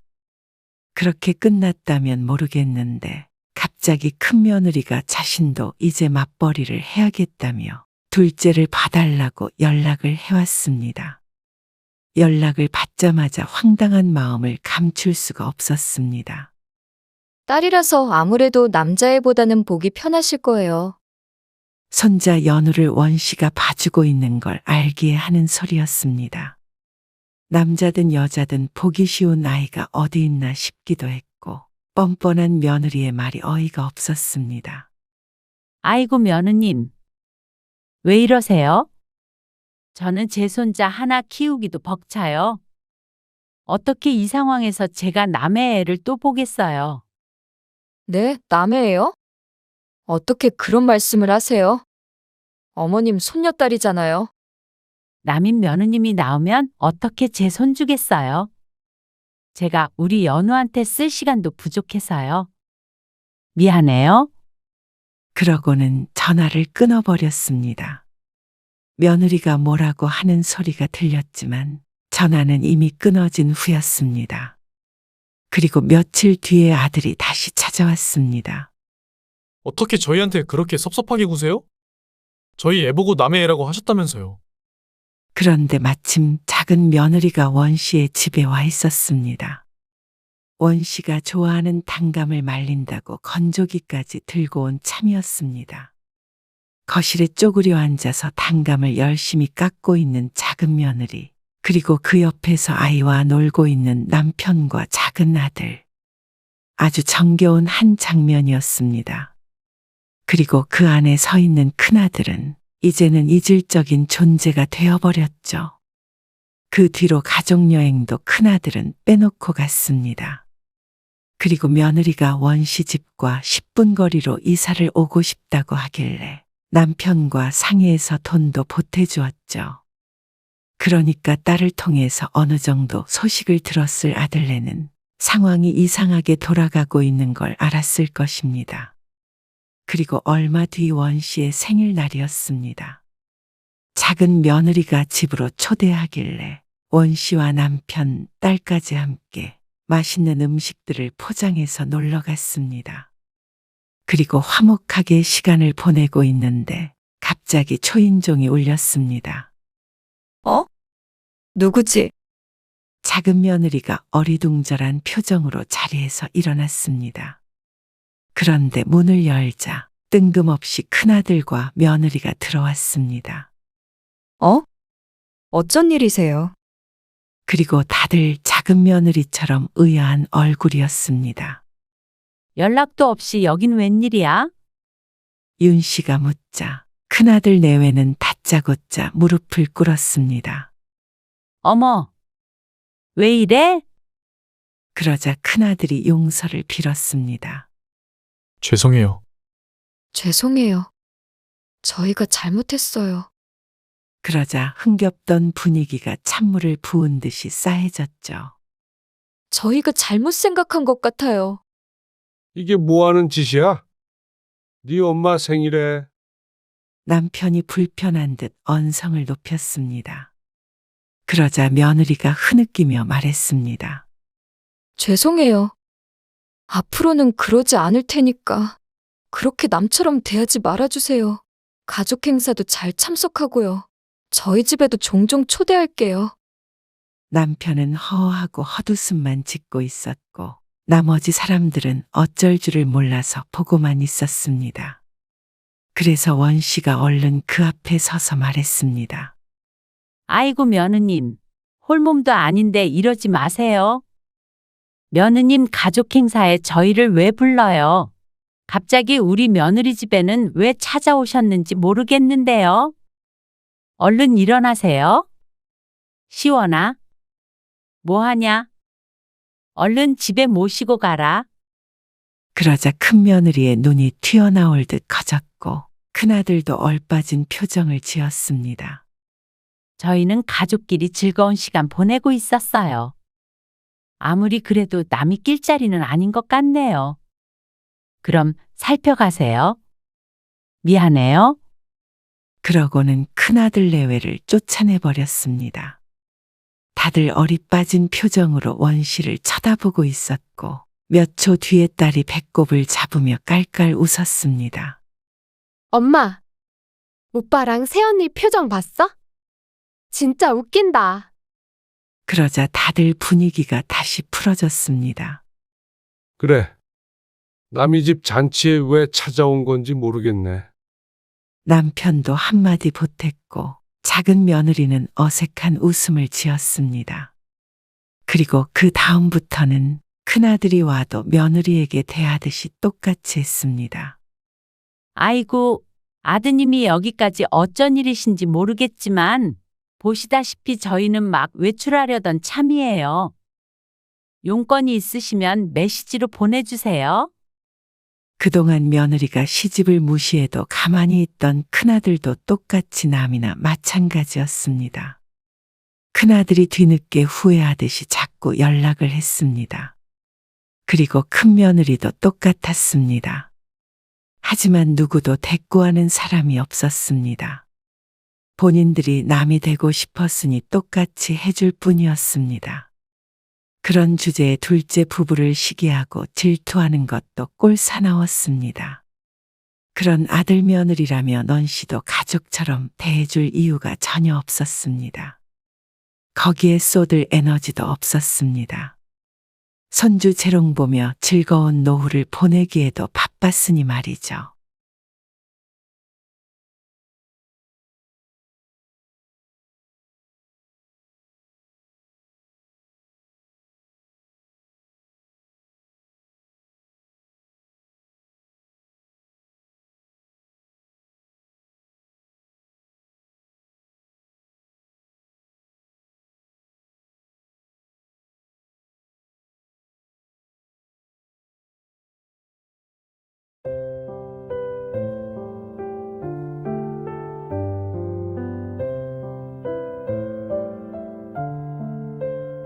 어머님 저러다가 노후에 우리한테 손 벌리시는 거 아니야?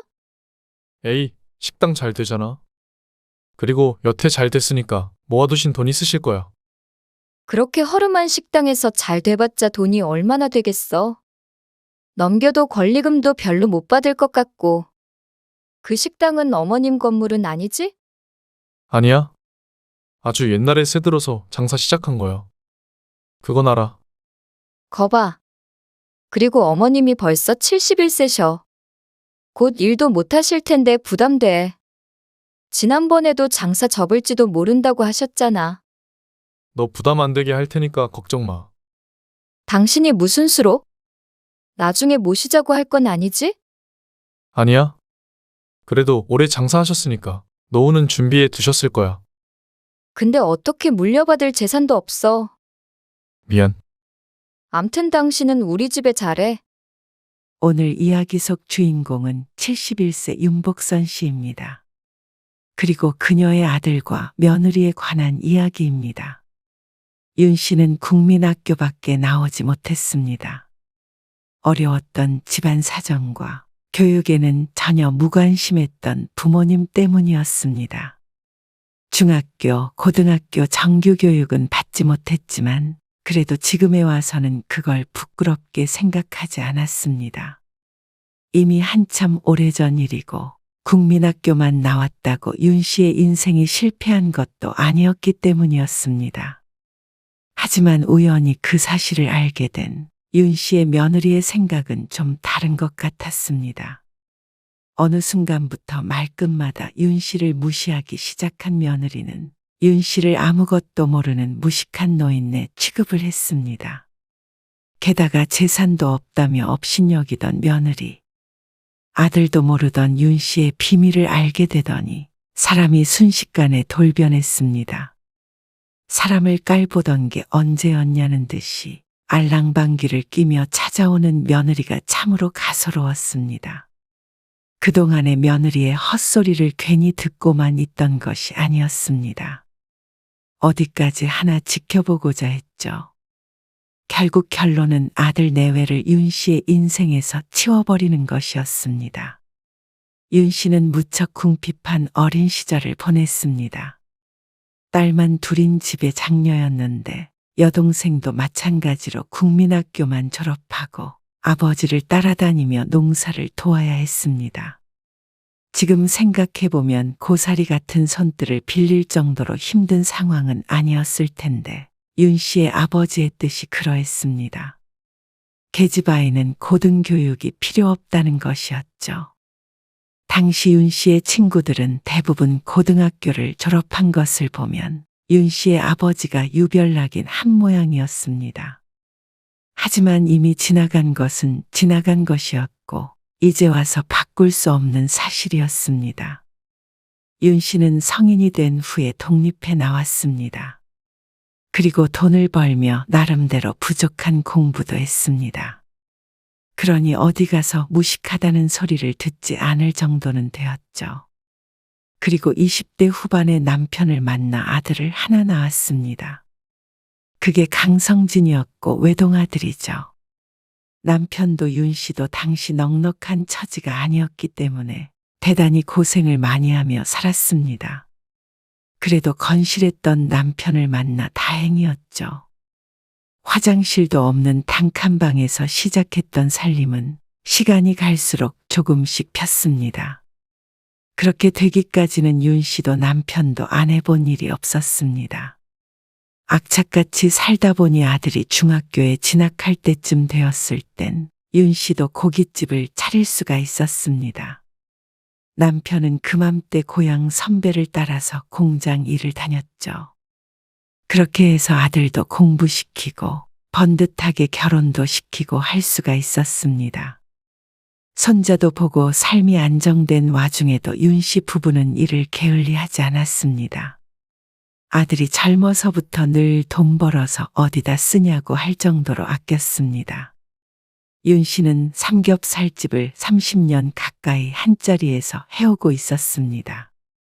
겉은 허름해 보이지만 손님은 꾸준히 있었고 TV에도 몇 번 출연한 적도 있었습니다. 그런데 윤 씨에게도 한 가지 고민이 있었습니다. 그건 하나밖에 없는 며느리였습니다. 윤 씨는 그런 며느리가 참 불편했습니다. 사사건건 윤 씨를 무시했기 때문이었습니다. 시부모를 공경하고 말고의 문제가 아닌 정말로 무시를 했습니다.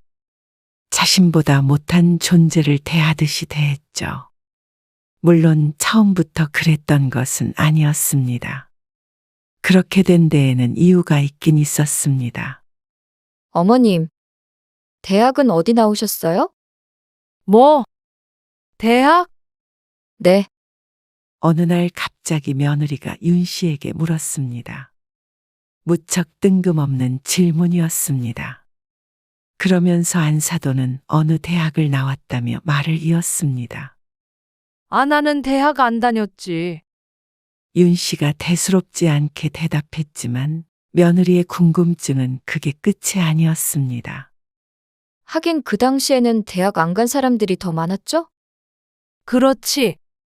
어떤 사람은 고등학교도 못 나온 사람도 있다고 하더라고요. 며느리가 뭘 알고 물어보는 것인지 의아했습니다. 그러자 아들이 화제를 돌리려고 했습니다. 하지만 며느리는 말을 멈추지 않았습니다. 그럼 어머니는 고등학교는 이 지역에서 나오신 거예요? 그러면 저희 엄마랑 아실 수도 있겠는데. 아니, 그럼 중학교는요? 그러자 아들이 더 이상은 모른 척하기가 힘들었는지 윤 씨 대신 대답했습니다. 엄마는 초등학교밖에 안 나오셨어. 어? 아들의 말에 며느리가 놀란 듯 말을 잇지 못했습니다. 눈동자만 좌로 우로 또륵또륵 굴러가는 것이 보였습니다. 그땐 그러던 사람들도 있었지. 물론 며느리는 이상하게 생각할 수도 있었습니다. 사돈네가 그렇지 않으니 이해할 수 없을 수도 있었습니다. 지금 생각해보면 윤 씨조차도 부모님을 이해할 수 없었으니 말이죠. 며느리는 뭐라 대답해야 될지 모르겠는지 말을 얼버무리며 다른 이야기를 했습니다. 며느리가 그렇게 어색하게 구니 윤 씨조차도 기분이 가라앉았습니다. 아무렇지도 않다고 생각하고 살았는데 며느리 반응은 윤 씨의 인생이 잘못되기라도 한 것 같았습니다. 며느리는 나중에 집에 돌아간 뒤에 윤 씨에게 전화까지 했습니다. 어머니 죄송해요. 제가 당황해서 그때 제대로 말씀을 못 드렸어요. 제가 그런 것도 모르고 괜히 그런 얘기를 꺼낸 것 같아서 마음이 불편하네요. 아니야. 신경 안 써. 당연히 몰랐겠지. 굳이 말을 안 했으니까. 그런 이야기를 평생 할 일이 있을까 싶었는데 그걸 며느리 탓을 할 수는 없었습니다. 요즘 사람들이야 학교 안 다니는 게 놀라울 수 있겠거니 여겼죠. 그런데 그날 이후로 많은 것이 바뀌었습니다. 어머님, 다음 명절엔 이 사진 좀 참고해서 차례상 차리시는 게 어때요? 이게 뭐야? 명절 전날 저녁에 찾아온 아들네. 윤 씨가 부엌에 있는데 쫓아들어와서 말을 걸었습니다. 요즘에 명절도 다 없애는 추세잖아요. 그게 아니더라도 이렇게 간소화 많이 한대요. 그러면서 휴대폰을 내밀어 차례상 사진을 보여주었습니다. 아버님이 차례 안 지내는 건 절대 안 된다고 그러셨잖아요. 그러니까 이거 어머님이라도 보시라고요. 진짜로 뼈대 있는 집안은 이렇게 조촐하게 차려요. 족보 없는 집이 따라하려다가 와전돼서 이렇게 거창하게 준비하는 거고요. 꼭 윤씨네를 족보 없는 집이라고 비난하는 것 같았습니다. 어차피 내가 다 차려놓고 너는 밥만 먹는데 뭘 그래. 이미 다음날 차례를 지닐 음식들은 대부분 해놓은 상태였습니다. 그건 그렇지만 전 그냥 어머님이 모르시는 것 같아서 알려드리려고 한 거죠. 참고는 할게. 참고만 하지 마시고요. 요즘엔 배운 어른들은 그렇게 해요. 아, 어머님 기분 나쁘라고 드리는 말씀은 아니고요. 그런 생각이 없던 사람도 들으면 기분이 나빠질 듯 했습니다. 며느리는 윤 씨가 초등교육만 받았다는 사실을 알게 된 뒤로는 이렇게 은근슬에 윤 씨를 무시하는 발언을 했습니다. 윤 씨는 뭐든 다 모를 거라는 생각을 가지고 이야기를 했고 듣는 입장에서 그런 의도를 모를 수가 없었습니다. 하지만 또 대놓고 그러는 것은 아니라서 뭐라고 열불을 내기에도 우스워지는 기분이었습니다. 1년에 몇 번 만나는 것도 아니었는데 만날 때마다 사람 속을 슬쩍슬쩍 긁으니 늘 심기가 불편해졌습니다. 저녁 먹어야지. 얼른 앉아. 정우 좋아하는 멸치볶음도 할머니가 해놨어. 잘 먹겠습니다. 저녁밥을 먹기 위해 식탁에 다 같이 둘러 앉았습니다. 그리고 막 한술을 뜨려는데 며느리가 윤 씨를 향해 말했습니다. 어머나, 어머님, 시금치랑 멸치랑 같이 먹는 거 아니에요. 호들갑을 떨며 말하는 며느리 때문에 밥상 앞에 앉은 모두가 어리둥절한 표정이었습니다. 손주도 멸치볶음을 젓가락으로 집으려다가 주춤거렸습니다. 늘 해오던 밑반찬들인데 왜 이제 와서 딴지를 거는지 몰랐습니다. 이게 영양학적으로 맞는 음식들이 아니에요. 그게 도대체 무슨 말이야? 멸치랑 시금치랑 상극이라서 같이 먹으면 안 좋아요. 여태 그렇게 먹었는데 앞으로는 그런 것도 신경 쓰시면 좋잖아요. 아들과 손자가 좋아하기에 밥상에서 빠진 적이 없던 멸치였고 시금치 나물도 윤 씨가 자주 하는 반찬이었습니다. 그런데 이제 와서 난리를 치는 것이 며느리도 알게 된 지 얼마 안 된 것인 듯 했죠. 누가 그런 거 다 따져가면서 밥을 해. 요즘엔 중학생, 고등학생만 돼도 기본적으로 이런 거 배우지 않나? 요즘 이런 거 신경 안 쓰면 무식하다는 소리 들어요. 그러면서 힐끔 윤 씨를 쳐다보는 것에 어이가 없었습니다. 아들도 처음 듣는 이야기였는지 의아한 표정이었고 남편은 기가 막힌 표정을 지었습니다. 뭐야? 지금 뭐라고 그런 거야? 얼마 전까지 폐렴으로 고생하던 남편이 언성을 높이더니 기침을 심하게 했습니다. 얼굴이 벌개진 와중에도 며느리를 노려보기에 윤 씨가 얼른 자리에서 일어났습니다. 아이고, 알았다. 윤 씨는 식사 시간 분위기가 이상해지는 것 같아서 시금치가 담긴 접시는 빼버렸습니다. 그러자 며느리가 만족스러운 표정을 지었죠. 그렇게 저녁 식사 시간이 지나고 거실에서 TV를 보며 시간을 보냈습니다. 저녁을 일찍 먹어서 아직 시간이 8시도 되지 않았죠. 우리 정우 뭐해? 윤 씨가 손자 옆에 앉으며 물었습니다. 손자는 벌써 휴대폰에 코를 박고 푹 빠져 있었습니다. 이거 퀴즈. 무슨 퀴즈? 할머니 브라질 수도가 어딘 줄 알아? 브라질? 글쎄, 할머니는 모르겠는데. 그러자 손자가 고심하는 표정으로 다시 휴대폰을 바라보았습니다. 그런데 옆에서 듣고 있던 며느리가 손자에게 말했습니다. 정우야, 할머니한테 그런 거 여쭤보는 거 아니야. 아빠한테 물어봐. 왜? 할머니한테는 물어보면 안 돼? 할머니는 그런 거 안 배우셨어. 왜? 손자의 순수한 물음에 며느리가 쓱 하는 소리를 냈습니다. 애꿎은 애한테는 왜 그러는지 모를 일이었습니다. 윤 씨가 헛웃음을 짓다가 며느리에게 물었습니다. 그러는 너는 아니? 그러자 며느리가 말문이 막힌 듯 머뭇거렸습니다. 전에는 그런 적이 없던 며느리가 이제는 시어머니인 윤 씨가 우스워 보이는 모양이었습니다. 그리고 그것을 자꾸만 티를 내고 싶어 안달이었습니다. 그것도 별것도 아닌 아주 사소한 것들로 말이죠. 윤 씨는 고개를 절레절레 저으며 일어났습니다. 그냥 같은 공간에 있지 않는 것이 상책일 듯 했습니다.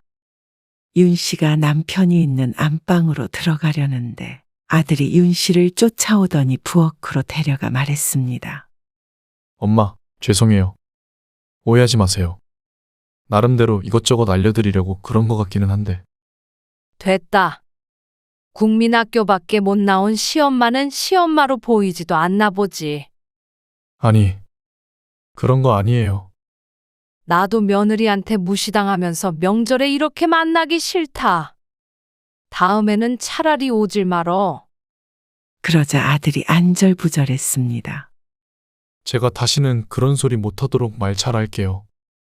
그 말에 윤 씨는 한숨만 쉬고 말았습니다. 그리고 그 뒤로는 아들의 말처럼 한동안 그런 소리를 듣진 않았죠. 그리고 다음에 남편은 폐렴으로 병원에 다시 입원했다가 퇴원하지 못하고 세상을 떠났습니다. 갑작스럽게 남편을 잃고 한 달쯤 되었을 때 아들 며느리가 찾아왔습니다. 좀 괜찮으세요? 식당은요? 조금 있다가 나가봐야지. 근데 무슨 일이야? 말도 없이. 그냥요. 잘 계신가 하고요. 그래서 윤 씨는 아들이 부모 생각을 하나 생각했지만 며느리가 이어 한 질문 때문에 아련한 기분이 와장창 깨져버렸습니다. 그런데 아버님은 재산이 전혀 없으셨나 봐요. 어쩌지 시무룩해 보이는 목소리였습니다. 정우 엄마, 옆에서 아들이 며느리에게 눈치를 줬지만 며느리는 멈추지 않았습니다. 이 집은 공동명의도 안 하셨어요? 그래. 내 명이야. 아, 그렇구나. 며느리는 잠시 생각에 잠기더니 윤 씨에게 따지듯 말했습니다. 근데 부부가 공동명의를 하셨어야죠. 왜 남의 집 가지고 난리인지 모를 일이었습니다. 부동산 잘 모르시는구나. 적어도 너보다는 잘 알 거다. 어머님이 어떻게 저보다 많이 아세요? 윤 씨가 대꾸하기도 싫다는 듯 뒤를 돌아 앉았습니다. 남편이 죽으니 그 앞으로 된 재산을 상속받을 수 있을까 기웃거리는 걸 모를 리 없었습니다. 너희 아빠 재산 하나도 없으니까 콩고물 떨어질까봐 찾아올 것 없어.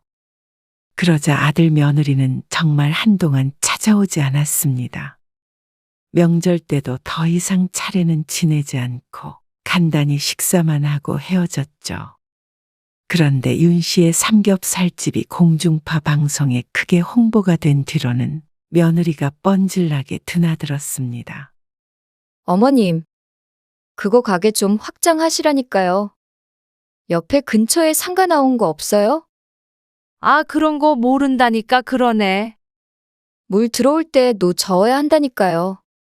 내가 알아서 저을 테니까 너는 신경 쓰지 말라니까. 아니면 리모델링이라도 하시던가요. 너무 오래됐잖아요. 며느리가 그동안 윤 씨가 운영하는 식당에 한두 번 왔을까 싶었습니다. 양식이 좋다면서 와서 밥 한 끼 먹어본 적도 없었습니다.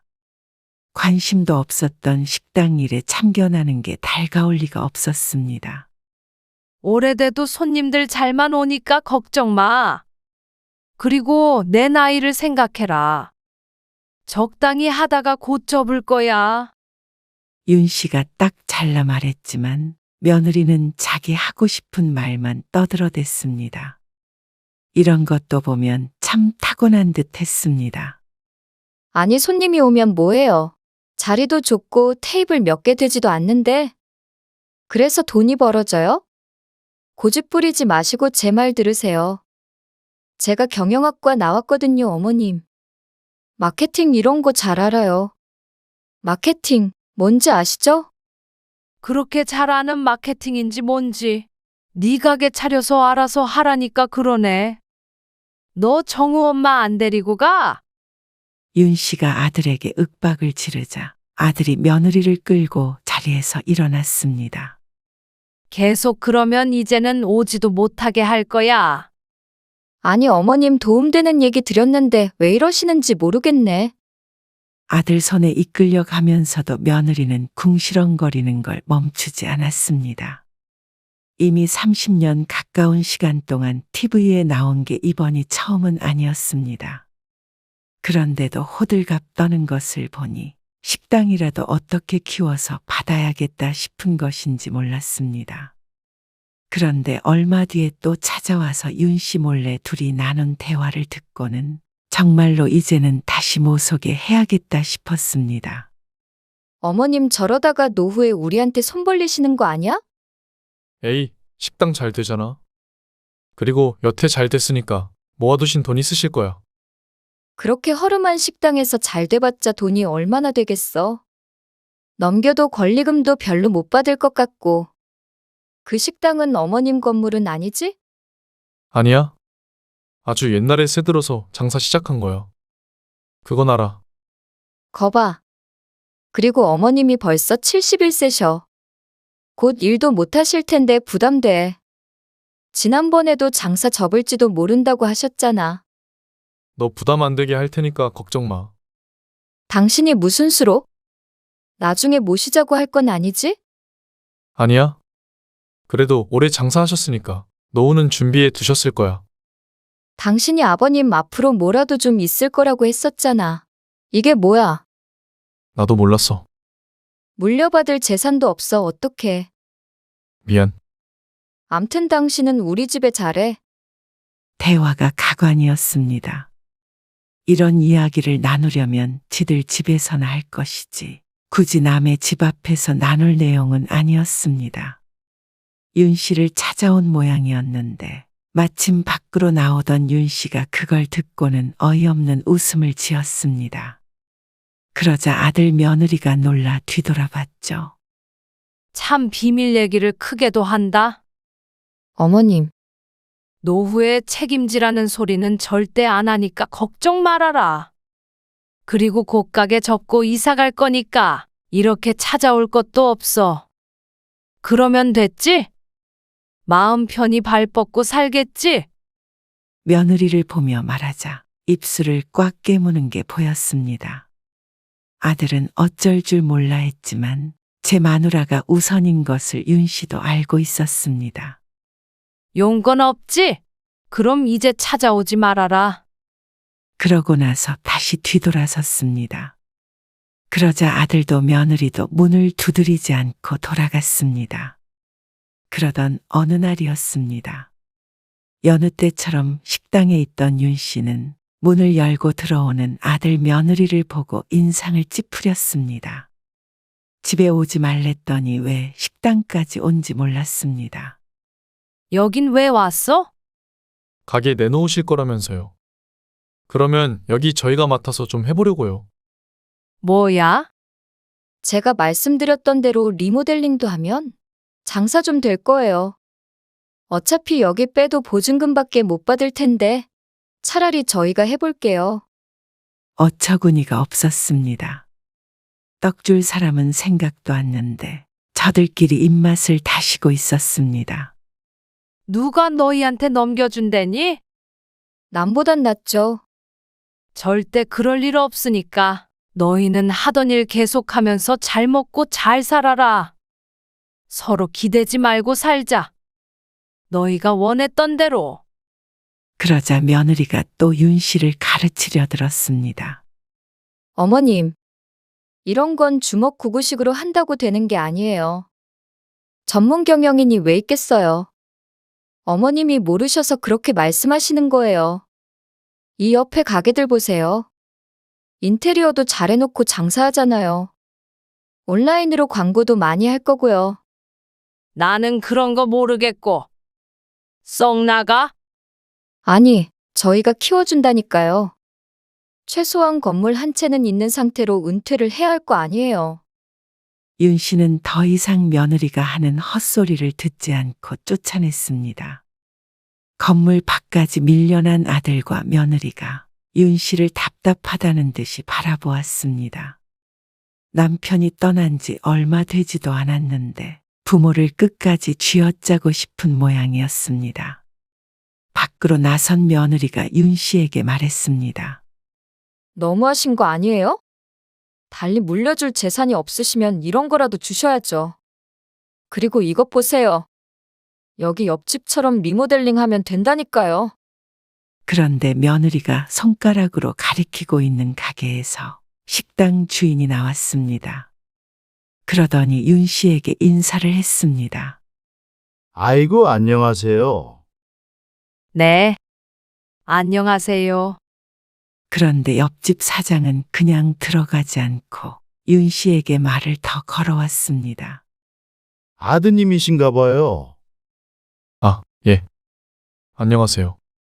여기서 장사한 지 3년 됐는데 처음 뵙는 것 같아요. 아, 잘 안 와서요.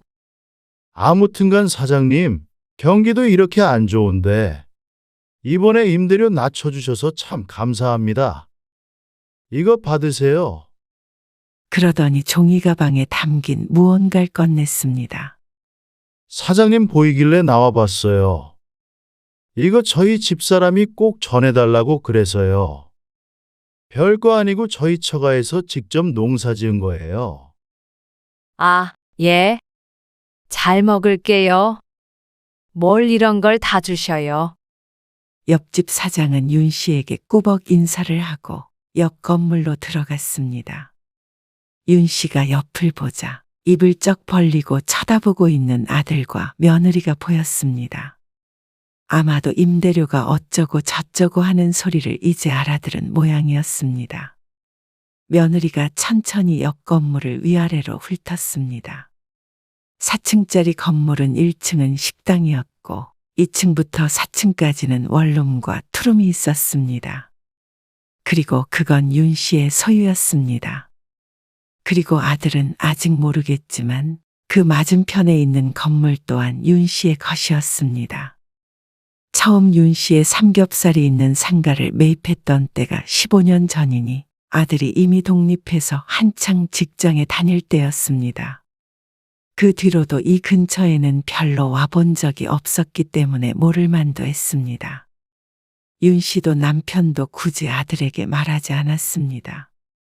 아들 결혼할 때 충분히 지원을 해줬다고 생각했고 어차피 죽으면 외아들에게 갈 것이니 미리 떠벌릴 이유도 없다고 생각해서였습니다. 그런데 그게 참 잘한 선택이었던 것 같았습니다. 아마 진작에 알았다면 온전히 윤 씨가 갖고 있을 수 있었을지 미지수였습니다. 며느리의 벌린 입에선 침이라도 뚝 하고 떨어질 것만 같았습니다. 나중에 건물 한 채는 가지고 은퇴해야 한다며. 그러니까 네가 입댈 것도 없다. 알아서 잘 살고 있으니까. 윤 씨는 식당 안으로 들어가서 굵은 소금을 한 대접 들고 나왔습니다. 그리고 아들 며느리가 있는 방향으로 훌을 뿌려버렸죠. 탁 하고 식당 문을 닫았는데 유리 너머로 아직까지도 굳어 서 있는 아들 며느리가 보였습니다. 어찌나 속이 뻥 뚫린 것처럼 시원하던지 10년 묵은 체중이 내려가는 듯한 기분이었습니다. 아니, 그동안 왜 거짓말을 하신 거예요? 내가 무슨 거짓말을 했다는 거야? 재산 없다고 하셨으면서 건물이 세 채나 있으시던데요? 아니, 아파트까지 하면 네 채예요? 네 아버지 앞으로 된 재산이 없다고 했지. 누가 내 재산이 하나도 없댔어? 왜 말장난을 하세요? 아들이 전화를 해서 따졌습니다. 하지만 윤 씨는 거짓말 한 적이 없으니 당당했습니다. 그런데 그때부터는 상황이 역전이 되었습니다. 어찌나 아들 며느리가 문지방이 닳도록 찾아오던지 무척 귀찮아졌습니다. 사랑하는 자식이 온다면 늘 반갑겠지만 이제 아들 며느리는 더 이상 윤 씨에게 그런 존재가 아니었습니다. 어머님, 저희 왔어요. 갑작스럽게 쳐들어와서 비닐봉투를 여러 개 내려놓았습니다. 이게 다 뭐야? 여긴 왜 온 거야? 오지 말라고 했잖아. 에이, 오늘 어머님 생신 아니에요? 생신상 차려드리려고 왔죠. 뭐? 황당해서 말도 안 나왔습니다. 10년 동안 한 번도 생일상이라고는 차려준 적도 없는 며느리가 이제 와서 이러는 게 참 우스웠습니다. 미역국 안 드셨죠? 갑자기 내 노후를 왜 너희가 챙기려 해? 그렇게 질색을 하더니 에이, 저희가 언제요? 나는 뭐 국민학교밖에 안 나와서 그런 것도 기억 못하는 것 같냐? 그러자 며느리가 무척 당황했습니다. 어머님, 무슨 말씀이 그래요? 너 늘 무시했잖냐? 나 무식하다고. 아니에요. 그건 오해예요. 왜? 국민학교는 못 나왔어도 건물주니까 이제 좀 시어머니처럼 보이나 보지. 그러자 며느리는 아무 말 하지 못했습니다. 미역국이고 된장국이고 필요 없으니까 가지고 가. 그리고 앞으로 이 문이 너희한테 열리는 일은 없을 거다. 그래서 나중엔 문도 열어주지 않았습니다. 그 사이에 식당은 다른 세입자를 구했고 윤 씨는 살던 집도 내놨습니다. 어머님, 정우랑 같이 왔어요. 이제는 손주까지 데리고 와서 문을 두드렸는데 그래도 윤 씨는 미련을 버렸습니다. 어차피 떠나면 끝이었습니다. 아들네 없는 곳으로 멀리 가버릴 생각이었습니다. 그러자 아들에게서 전화가 왔습니다. 엄마, 정말 이러실 거예요? 이제 전화까지 차단해야 속이 시원하겠니? 어떻게 엄마는 자식 생각은 눈꼽만큼도 안 하세요? 너무한 거 아니에요? 어느샌가 아들도 며느리와 똑같아졌습니다. 이제는 내 자식이 아닌 것만 같았습니다. 누가 먼저 너무한지는 너도 잘 알 테니까 굳이 설명 안 할게. 그래도 곧 이사 간다. 그리고 건물들은 전부 내놨고 팔리면 돈이나 펑펑 쓰면서 노후 보내려고 한다. 너희도 내 노후 걱정하지 않았어? 이제 후련하지. 그럴 리가 없잖아요. 진작에 말씀하셨으면. 뭐 진작에 말했으면 더 효도했을 거라고? 자식 마음은 돈 따라 움직이는 거야? 그런 효도라면 필요 없어. 나는 모르겠다. 못 배워서 무식해서 그런가? 여태 고생하면서 살았으니까 이제는 남은 인생 누리다가 가련다. 참고로 너한테 남겨줄 건 하나도 없다. 그러자 며느리가 전화를 바꿨습니다. 어머님, 정말 죄송해요. 제가 그동안 어머님한테 너무했던 것 같아요. 하지만 제 속마음은 그게 아니었다는 거 꼭 알아주세요. 정말이에요. 흐느끼며 말하는 며느리의 목소리를 들으니 착잡했습니다. 그래, 그렇게 날 생각한다면 이제는 전화하지 말아라. 그러고는 전화를 끊어버렸습니다. 가슴이 술렁거렸습니다. 하지만 이미 결심한 것을 바꿀 마음은 없었습니다. 윤 씨가 그동안 며느리의 무시에도 집안을 뒤집지 않았던 것은 평화가 좋기도 했지만 어디까지 하나 보기 위해서이기도 했습니다. 그런데 선을 넘어버린 아들과 며느리에게 자비를 베풀고 싶지 않았죠. 윤 씨는 집을 팔고 여동생이 있는 곳으로 멀리 이사를 했습니다. 건물들은 차차 팔릴 것을 기다릴 생각이었습니다. 그동안에는 월세를 받으며 앞으론 좀 쓰고 살아야겠다 싶었습니다. 비록 옆자리는 비었지만 이제는 후련해지고 싶었습니다. 아들 며느리는 피눈물을 흘리며 후회하겠지만 말이죠.